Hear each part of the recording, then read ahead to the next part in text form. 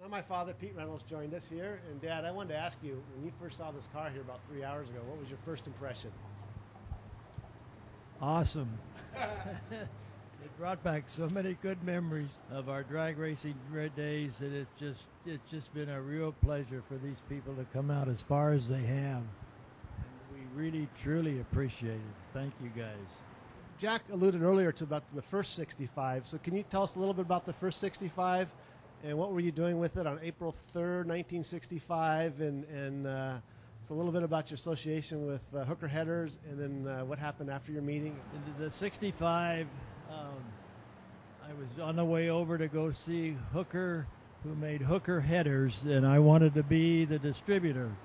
So he wanted to see the car that we were racing, so I got in the 65, and Hooker Header was in Pomona, so I went up over into Pomona.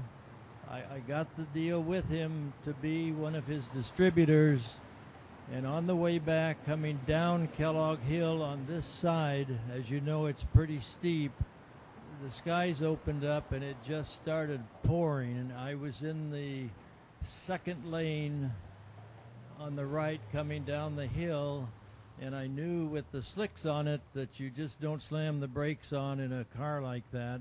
So I slowed down, and a car in front of me, a little foreign car, just stalled, and I had a choice of either trying to or hit him or trying to miss him. I tried to miss him. I made the cardinal mistake of touching the brakes, and I went sideways.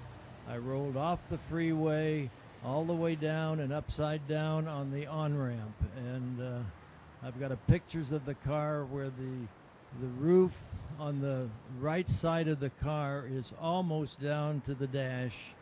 The roof over my head wasn't down an inch, so the only thing it did was bang up my shoulder a little bit, and it was not the way to spend the day after your birthday. But my arm's pretty good now. I can play lousy golf, but I survived it, and it's nice to see its ancestor right here. It really is a great thrill to see that car, because we really messed up the first one.